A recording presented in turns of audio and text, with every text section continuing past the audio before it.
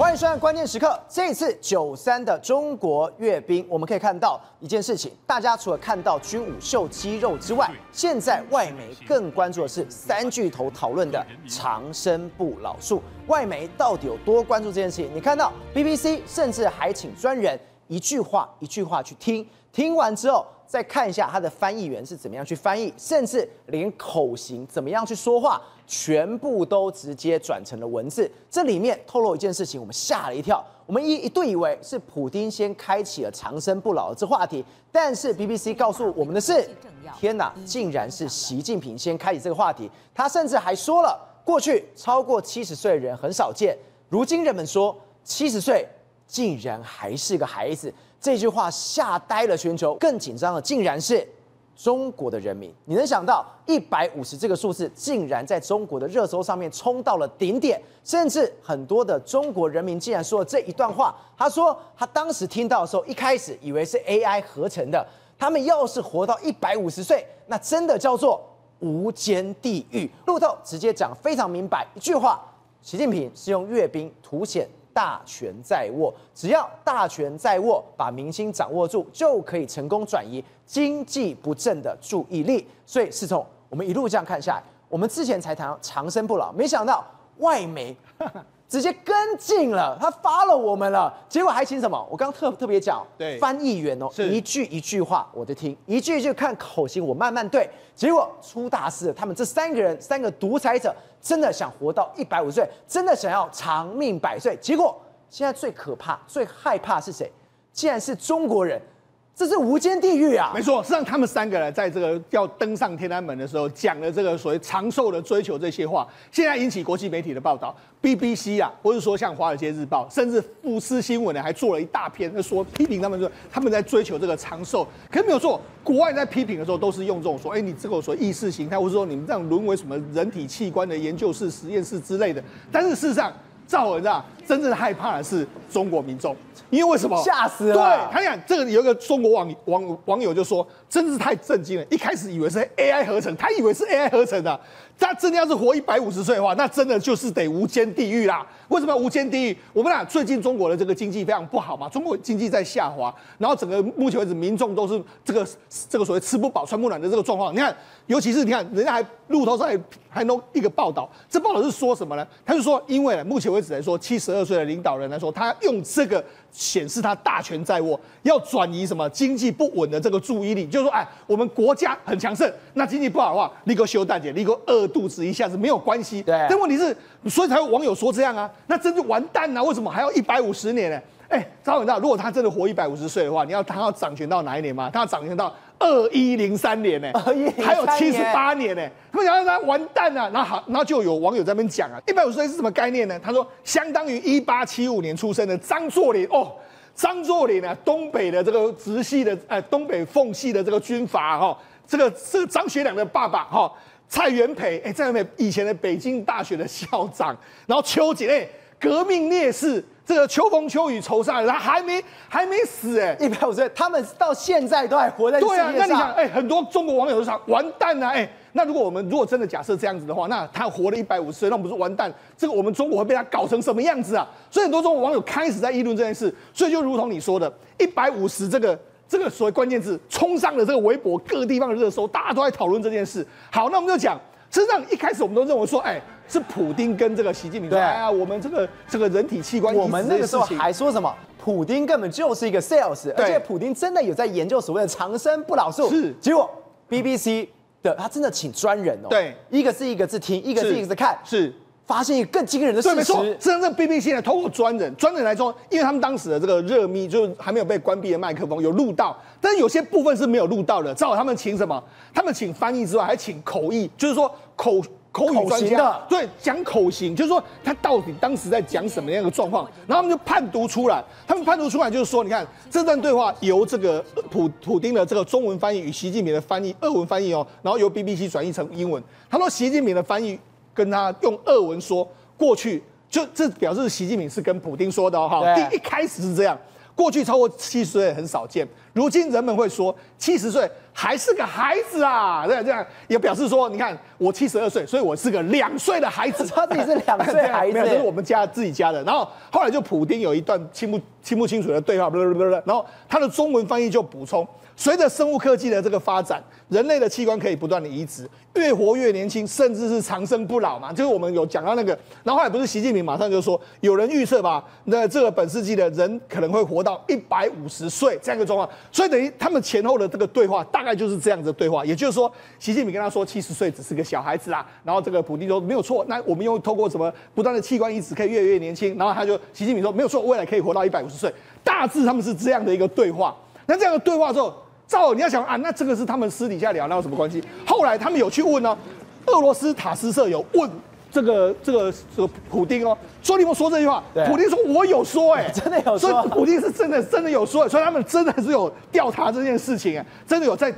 所以今天根本就是习近平在跟普丁分享他的长生不老术，是，所以而且他们两个还讨论了一下，所以的确是有这件事，所以我们哇，那这件事真的是真的。一开始我就想，一开始大家中国网友都不相信，因为现在中国 AI 也非常的盛，弄 AI 影片一大堆，假冒一大堆，而且我们在做的时候，还有中国的网友过来说什么，我们关键又在那边吹，又在骗。对，没有，你们吓到了吧？你们吓到了吧？对啊，没错，如同赵尔说的，很多中国网友看的真的吓到。你看，马上，你看9月3号的时候，150的，你看这个他们的这个热搜的这个状况，马上就暴增啊！你看暴增多少？单日这个暴增了大概9650%，然后达到了336万以上的高点，这是当天非常热议的这个话题。你看这个150，大家吓死了，一个150，那大家吓死了，150还不知道什么。如果你不知道150是什么，你怎么有可能会热搜？你看这种数字根本完全没头没脑，但是你看他们就热搜，所以显见他们不敢写150岁嘛，就只有150嘛。好，那你看而且你看很多人在网络上讲了嘛，就一开始我们讲了，以为是 AI 合成，就是真的是这样，那真的人间地狱了。结果没想到，你知道怎样吗？这一个发表文章的人呢，马上他就被禁了，就被封了。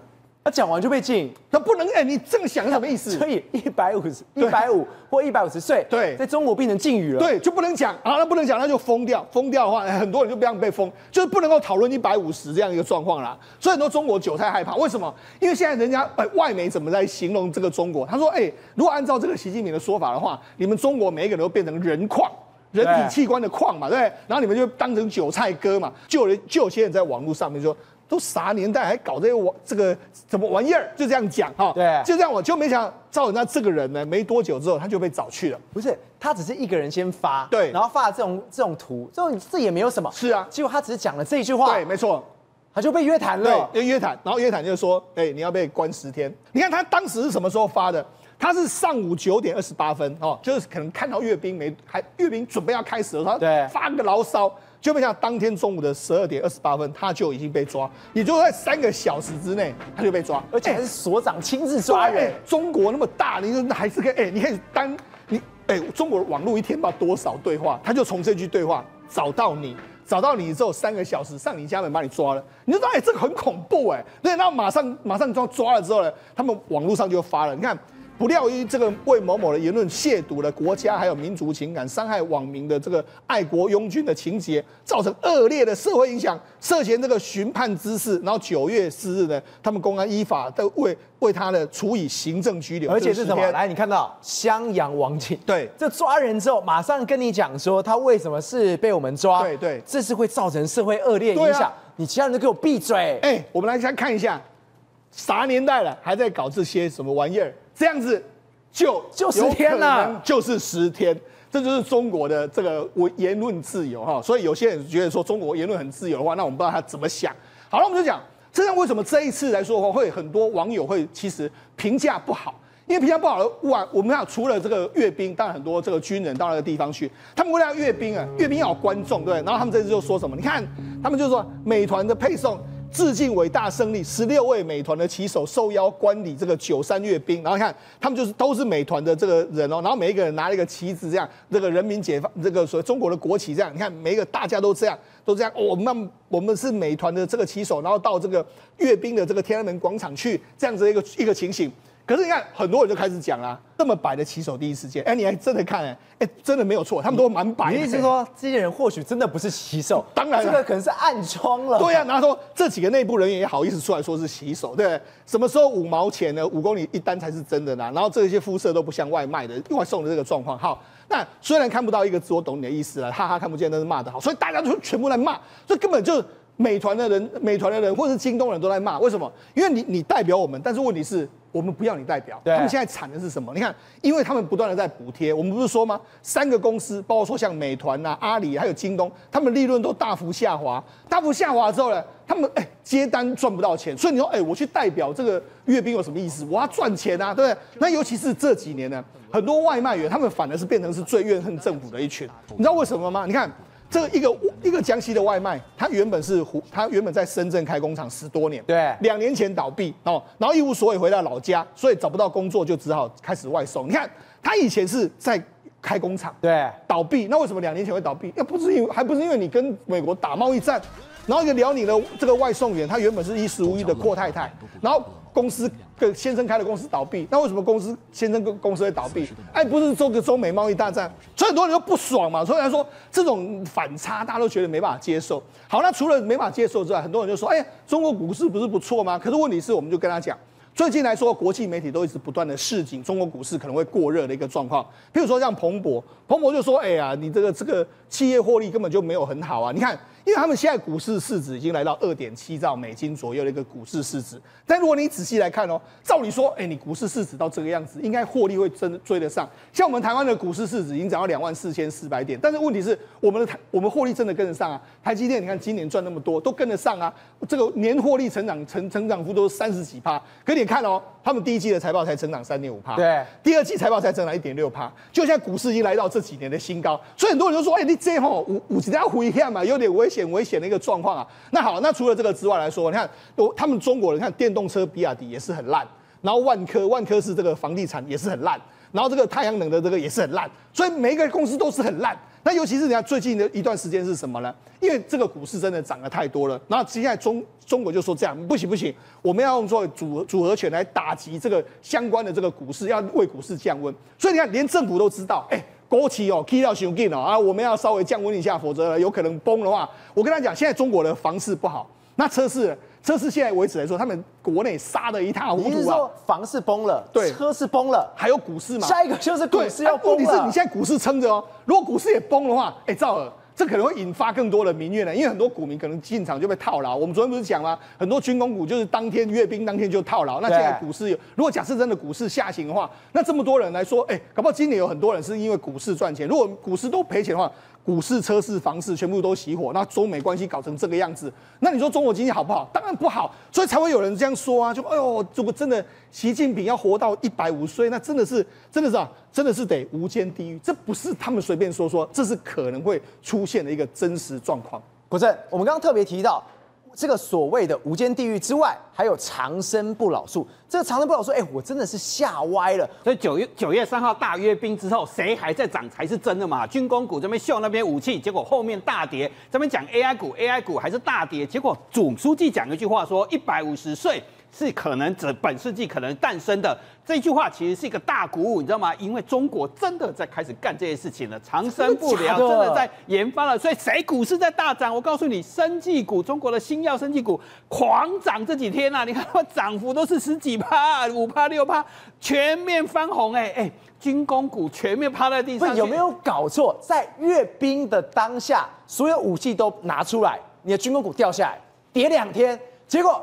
一个长生不老术，瞎聊的，带动了生技股全部冲上去。所以这3个人聊的，其实真的是大家最关心的事情，是不是？你真的习大大，你可以把长生不老药拿出来。那我告诉你，其实我们都在讲中国经济很惨嘛，中国经济已经创下了股市已经创下10年来的近新高点不知不觉涨到10年来新高3600点。那为什么涨到新高嘛？其实我告诉你，这次涨得完全不一样。过去都金融、地产、网络这些国企推的，但是这一次涨最多的其实是 AI 跟生技啦。所以生技股其实是中国股市创下历史新高点的一个很重要的动能。所以这不是假的，这是真的。那我们来看一个数据，你就可以告诉你，中国现在真的某些技术是跑到蛮前面的。中国新药的规模其实一直在成长，现在已经跑到了这么高的数字了。对，涨得非常的快哦。重点是我们都以前过去以为中国是专门在做假药的国家嘛。我们不是药神里面在卖壮阳药啦，说仿造药嘛，其实它的创新药正在快速的成长，已经达到快一半了。说它已经到44.3，甚至你看到这个市场规模的预测图，2025年已经到22870兆多，是2兆多的台币。如果你去算今年哦，今年全球新药进入临床实验了，有一半是中国的。如果是新药已经进入创新研发的新药，中国是1/3全球，这是高盛统计的。再来是跟10年比的话，其实10年前是个位数。更重要的是，它某些药已经突破了世界领先的技术。去年秋天，中国有一家生技公司叫康方，在广东的，把药授权给美国公司。为什么它可以授权给美国公司？是因为它的在临床实验的结果打败美国默克的吉舒达这款药，用到很多抗药，包括肺癌的小细胞药都在用这个吉舒达。所以那时候《华尔街日报》讲什么？这是生技界的 DeepSeek 时刻，是象征中国的生技产业已经在挑战美国的领导地位。然后新药正不断的出现，它授权的新药，光去年一整年哦，已经授权480亿美金给美国西方国家哦。他在卖新药，而且是卖抗癌新药，较2020年暴增15倍，这是很可怕的数字哦。所以这次跟他买授权这个富翁杜根，他去年涨了1000%，涨得比辉达还要多。他涨了1000%，对，涨1000%。他现在身价是160亿美金。所以他讲一句话：你寻找创新，那中国就是一个好地方。所以康方今年以来涨了163%，所以这才是推动中国股市。我们都说经济不好，谁在涨？生技股在涨，所以普丁搞不好已经有做研究了。好像蛮多药的你现在药很多，是不是？分我一点吧。对，好，这个辉瑞只是讲大药厂，你总相信的吧？这是正在发生，而且是真实的。中国已经在临床实验，所以中国临床实验很强哦。有很多大家怀疑的事情，搞不好是真的哦。所以透过他讲出来，中国临床实验在美国跟他并驾齐驱的。中国人多嘛？中国有几个东西是的，研发资源多，中国国家政府支持，再来数据多，再来临床试验做得多嘛？美国其实真的要意识到这一次的哦，人家3巨头最关心的事情是长生不老。所以昨天晚上川普在吃饭的时候在问这段对话，其实真的还蛮好玩的。对，人家普丁啊、习近平都在问能不能活到150岁啊，免得副总统篡位，对不对？结果川普啊，昨天晚上请这些科技大佬吃饭的时候啊，问祖克伯说：“你要投资多少钱？”然后祖克伯哇6000亿美金，哇，川普开心啊，多少工作机会啊？然后祖克伯一讲之后，其他人全部都脸绿啊，你这小子讲6000，我等一下怎么办？那我怎么办？对，然后对面就是个皮茶嘛，就是 Google， 然后他马上跟 Google 说：“我最近帮你打赢官司，那个官司其实是拜登害你的，你投资多少钱？1000亿美金。”接下来转过来就跟库克讲：“你投资多少？”其实早就讲过啊，6000亿美金，哇，很好，你们创造很多工作机会，就转过来问隔壁这个 C 位的比尔盖茨嘛。那微软呢？结果你知道比尔盖茨很冷静跟他说：“我最近在忙什么？你知道吗？我最近我在讲我第二人生，其实正在聚焦疫苗跟健康创新，能不能让所有的疾病都没有，疾病都会消失？”所以川普听到眼睛亮了，什么5、6千亿，不要健康没有病，你这边也有长生不老术。对，所以人家比尔盖茨讲，其实昨天晚上最有趣的亮点，其实是比尔盖茨讲这句话嘛，因为不止生巨头嘛，大家都在关心能不能活到150岁。其实比尔盖茨是懂中国了，然后你2023年他捐5000万美金跟中国在合作研发药物，所以中国跑到哪里？习近平为什么讲说这句话？其实比尔盖茨懂得比大家多啊，所以昨天晚上这场饭局有趣吧？哈佛大学在研究所谓的全世界26个国家，包括台湾在里面包括5大领域啊，包括所谓的AI 技术，再来是量子技术，再来是半导体技术，再来生物科技跟太空。你看柱状图的时候，你可以发现其实中国在 AI 领域还是落后美国的嘛，就是黑色的这个量子技术，其实中国论文是很多了，所以量子技术差不多，半导体技术。量产技术很好，但尖端还是在美国。可是生物科技，你可以看到它其实差距正在变小。说这蓝色的部分，对，还有太空技术两个其实是差不多的这可能会影响到全球平衡的力量所以这件事情，美国他就要提醒美国其实你监管很严格，人家中国临床实验做得很快，数据拿得很多。美国在生物科技其实是有负面影响的，中国是国家投资嘛，而且现在领导人在支持嘛，支持什么？长生不老有没有可能性？正常财产我们以前的森林王子，你看以前是这样你说他因为他过去是这样，然后它现在变这样，都是因为头发生物科技的外泌体、啊。对，外泌体长出来，我不是张泰山哦，现在连台塑的王瑞宇，号称现在台湾第一财经界的美魔女，再来和硕的童子贤，都在投资外泌体哦，所以不是张泰山长出头发来啊，现在是个显学哦。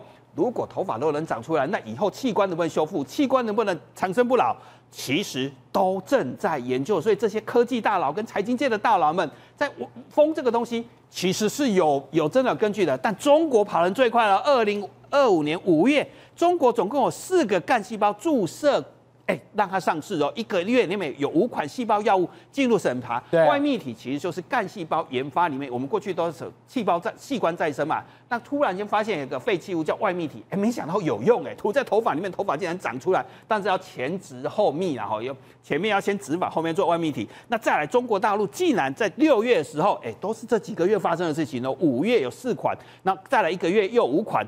6月的时候，我把外泌体纳入监管他准备要推入药物那我们整理一个表格啊，全世界把它外泌体或干细胞做成药品的，其实还没有哦。中国，所以现在中国把它等于管制之后，它要成为全球的第一个要专攻外泌体的，把它作为药物。当然，外泌体是真的有神奇的地方哦。所以3个人在聊说，70岁是不是像2岁的小孩？其实是可以器官是可以修复了，可以再长出来了，可以促进细胞再生、修复组织、解决神经损伤，还有退化，老了还可以变年轻。所以返老还童是有可能做到的。当然，张泰山就是嘛。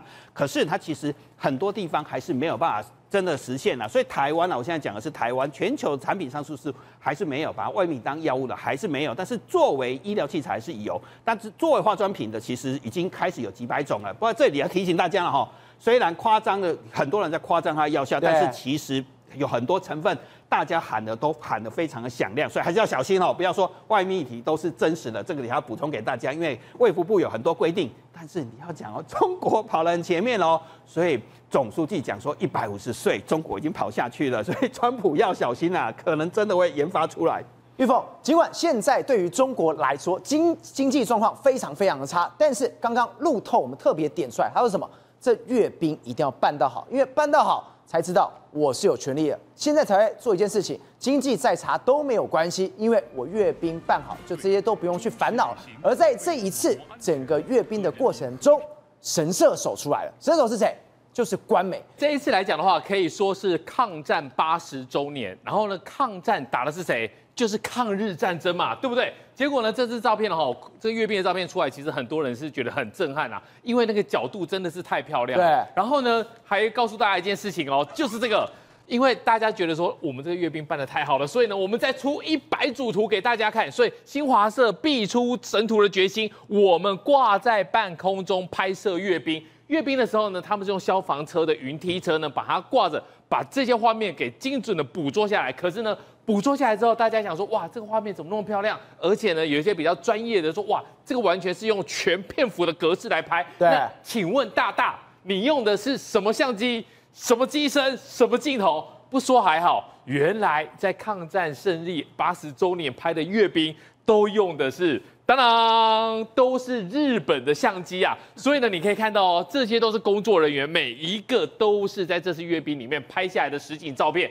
你们挂着拍，然后呢，你用的是什么 Canon 的定焦镜头，太尴尬了吧？你的机身呢都是 Sony 的阿法系列，我的老天鹅原来你是用日本的相机、日本的定焦镜头去拍抗日战争的阅兵，其中呢，这个要特别讲 Canon 的 R 系列。这一个 body 这个机身呢，全片幅11万台币，你觉得贵吗？你要看下来是它的镜头，它的这种大炮Sony 的400定焦镜头，这一支要多少钱？35万。就是因为这个大炮，所以呢，这些画面阅兵的画面可以拍得这么漂亮。然后呢，除了这个我们刚才讲的 Sony 的镜头，Sony 的 Alpha 系列的话，还有 Nikon 的 Z 系列，还有最近上映的一个南京的照相馆。南京照相馆，很多人就想说，哇，我们去看这个爱国片，然后呢看完之后呢，热血沸腾。可是呢，有网友发现不对兄弟。你看南京照相馆你要选4K 的这些厅来看这个电影的话，可是他告诉你是索尼4K 的放映机。啊，这个是什么意思？不是这个也是日本的 Sony 的吗放映机啊。所以呢，你看着要去打败日本，然后很多小朋友不是看到最后就哭了吗？哭了就说我们要打败日本，然后以后我要当兵。可是呢，原来都是索尼、而且 Sony 日本拍的。还有人看完什么？哎，直接拿这个锤子啊，直接拿这把它砸烂了，真的假的啦？这个是 Canon 的一个机身，打烂了之后还要放火去烧。影片是丢日本尼控的一个相机跟镜头，可是你知道吗？我觉得他的心在淌血啊！这个 body， 然后呢，这个镜头，你不觉得他手有点在抖吗？舍不得啊！你觉得他这哪是丢，这是放吧？对，影片拍完以后，他是不是又把它给放回他的防潮箱？你看他从哪边拿出来的？他从防潮箱里面拿出来的，代表什么意思？代表都是非常珍贵的啊。这些镜头、这些相机的 body 都不便宜，而嘴巴上面说讨厌日本，可是呢，这个是日本相机工会要公布的，因为这一个中国的需求旺盛，带动了2024年的一个数位相机的一个出货量，7年来首度增长，年出货创下4年来的新高哦，880万台，而其中呢，中国就出了多少？中国就将近有199万台啊。这么多台，代表什么意思？代表虽然讨厌，但是呢，你真的需要的时候，你还是得用它的一个相机。你今天不是看了南京照相馆之后，整个反日抗日的情绪全部起来了吗？结果你买日本货，你买最多，你根本就假爱国嘛！根本没办法，就是骂一骂以后呢，你想一想，恐怕还是要用。那最近来讲，因为阅兵的事情，其实还有一个跟日本有关系的一个新闻，在电车上面呢，有一个大妈呢，她用手机在看这个阅兵的一个直播，看一看之后呢，哇！我不知道他是什么声音开得这么大所以声音开很大声，结果呢影响到旁边电车上面的一个男生就提醒他说，哎，这里是日本哦，哇！接着这个中国大妈一阵输出啊，啪啪啪啪啪啪啪，对，日文输出完之后呢，其实这个提醒他的这个男生啊，这个大叔他就是中国人，所以在日本中国人去骂中国人，所以呢前面日文沟通完之后啊。知道彼此是中国人之后呢，就开始用中文输出了。然后这个日本在日本看阅兵的这个大妈呢，哇哇哇，日文也是非常的流利啊，大家喷来喷去。所以呢，其实很多时候呢，讨厌是工作，可能生活你就是爱日本的，因为在这种小红书上面有很多的短影音都会想说，哎。他在冲绳教大家我们要怎么样去得到日本的一个签证。他告诉你开民宿就好，因为日本在过去来说的话，对于这一种投资的一个移民给的非常的宽松。你知道吗？你去欧洲你要花非常多的钱，至少都要1500万的台币。可是呢，你要去日本取得居留证的话，你看每个人都在交多少钱呢？500万。对，不是台币是日币。是500万日币够低了吧？然后呢，在500万日币的情况之下呢，你就去那边开一间公司，你就是会社，然后呢，你就可以变成社长，你就可以得到日本的居留权。而这个东西来讲的话，很多人都在脸书上面或者在小红书上面教大家很多的点阅率都非常的高，代表什么意思？代表虽然嘴巴骂，但是呢，是不是有一部分的人又想要去住在日本？因为我们刚刚特别提到一件事情，现在中国人不是最爱讲最爱国这件事情嘛？他们都说我们中国人民都非常爱国啊。结果在日本这件事情已经够尴尬了。结果没有想到，我今天看到这一张照片的时候傻了。为什么？这张照片是习近平他在阅兵前，他要准备讲话的时候，原来你前面有一个提词机。我觉得提词机那也没有什么嘛，只要你没有被拍到，那也没什么差。但你看这个角度，这角度很明显，他是坐在习近平后面的人，这代表一件事情，这后面一定是权贵级的。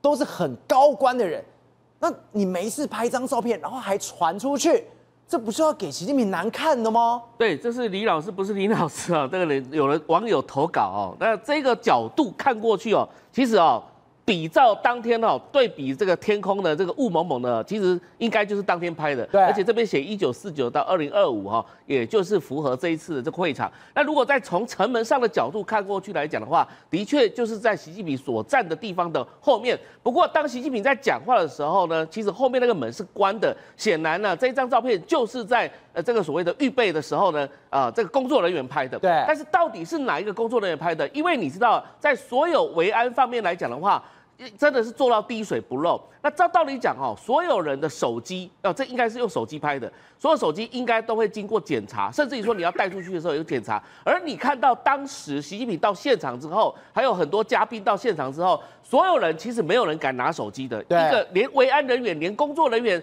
都没有人敢拿手机起来的。所以显然这个手机的内容怎么带出去的，这就是一个维安上的一个大缺失哦。因为我们比照一下提词机上面的内容，跟习近平当天所讲的话有点出入，因为习近平当天没有讲到女士们、先生们，但是在只有写同志们、战友们、女士们、先生们。对，当天有讲到同志们但是没有讲到先生们、女士们所以显然这个提词机是在做预演的做法，但是显然就是维安产生问题。但是我们要回过头来讲，过往的几个这个阅兵的时候呢，其实国务院总理都站在旁边。那国务院总理谁呢？李克强，其实在2015的时候，还有这个2019的时候，都有站在旁边。但显然什么意思呢？就算是站在旁边，那个画面呢，央视都会带到。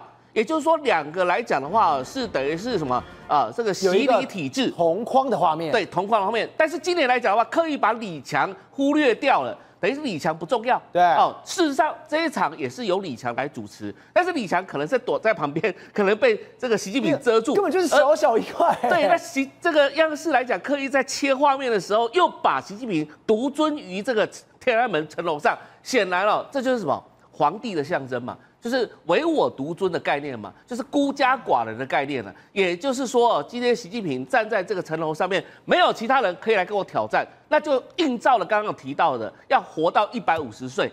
150岁什么概念？也就是说，我今天整个掌权会掌到整个自己的权势等到也没有人可以逼我下台。整个中国来讲的话，莫非王土，只有我最大。现在来讲的话，连官宣来讲都做到这个地步显然就是习近平他的野心不是只有止于第4任而已。宇轩，我们昨天才谈到一件事情，还记得吗？俄罗斯的官员跟朝鲜的官员，北韩的官员，为了抢冷气的遥控器吵来吵去，我要开2级，我要开2级，为什么要吵？我们现在看到这画面，我就知道，原来金正恩怕热，他怕热到怎么样？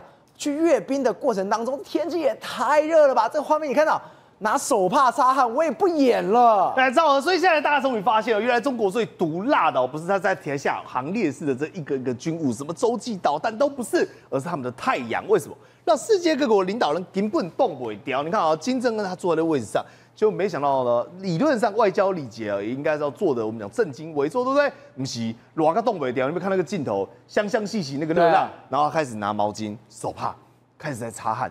他偌大的身躯开始一滴一滴的汗，可是怎么擦怎么流，怎么擦怎么流。最后呢，他索性他老大哥因为还要符合一下当地的民情嘛。来，赵好，你有没有看到？他拿扇子啊！以平兰拿起一个扇子就开始我们讲了响叮当的对着自己的扇这个风，而且还相当有文人雅致的味道。因为古代不就是这样子吗？公子哥，所以他也不能拿电风扇嘛，对不对？但是有人呢就比较简单粗暴了，这是谁？巴基斯坦的总理叫做谢里夫。他呢不是给你一滴一滴的擦照一起贴掉一毛巾、一手帕，规打那个把敏感的给打掉。应该是那个时候，应该是因为西晒的关系。这太扯了，他连雨伞都拿出来了。对，后来直接动不掉，就是我干嘛这样子？我直接拿黑色的伞。你在关里你就拿着这个伞，就在那边挡后面的人如果是做红袖柱，不就被你挡住了吗？就看不到前面了吗？你也要考量人家身高嘛。所以你知道吗？他们就中国网友就骂说太没礼貌了。这怎么可以在我们的中国在这边这个阅兵典礼上做这样的事情他不管。但是呢，我跟你讲他这个是为了他的队友。你仔细看在旁边有一个白俄罗斯的总统卢卡申科，他更扯。对，赵尔，你仔细看他干嘛？他直接拿着一台小电风扇。人家金正恩还拿了扇子扇他直接不演了，直接拿小电风扇就开始在那边。不是说安检很严格吗？小电风扇可以进来啊，而且电动，可能搞不好 Made in China 搞不好中国人的骄傲搞不好现场提供都不知道，但就是在那边吹起来。所以你仔细看很多人其实根本没有那个心思再去看阅兵，但是这就解释了一切，解释了哪些一切？我们是不是跟各位讨论到说，在钓鱼台的这个宾馆里面金正恩跟普丁的会面里面，为了冷气之战吵得不可开交。结果呢，现在案情越来越我们讲清晰了。原来当时那个国旗原本是挂着白俄罗斯，换言之，这个场馆原本不是他们会面的场馆。对，是他们临时才决定说我们要变更到这边，所以一旦变更之后呢，才会有所谓的一级备战嘛。因为原本的场地不是，那你突然要换的时候，所有东西都要重新安排啊。所以为什么场地内只有这样很阳春的2个烂椅子啊，跟一个感觉是额外找来的桌子，跟这个我们讲的植栽来做装饰，因为是临时搭建的。那正是因为临时，所以冷气房都没敲定。那你知道北韩代表做什么动作吗？他把手放在自己的衣服里面，这样。你知道这是什么意思吗？什么意思？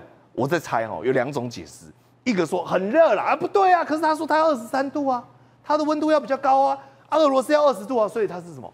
我们家小胖流汗了，是这样子解读的。长辈都会跟你讲，你那是脑瓜，直接吹冷气迄个啦，迄寒掉啦，会感冒的。你阿嬷有跟你讲过无？我哎呀，走啊，即嘛你买咧规身躯寒，买来吹冷气啊，你人家要寒掉啊，掉寒是不是安怎？对，对不对？长辈会关心嘛，所以他的意思可能是说，我们家小胖已经流汗了，所以不要吹这么冷。但这个俄罗斯人他比的手势比较奇怪，他这样，我在猜他什么意思？为什么他手要这样子？对，是不是意思说大家都穿西装啦？哎呦，那个冷气要调低一点才比较不会热啦。太好笑了。他说他们有一段时间互相把对方的手指从控制器上中掰开，就像什么？你先一只手，我们2个一直互相搬来搬去，要抢来抢去。对，比如说正好来，你的手过来哈，你是这个冷气对，好，你先控制住它。控制啊，对，你是俄罗斯嘛，我是北韩，我就然后他就对他们就这样子，真的是大打出手。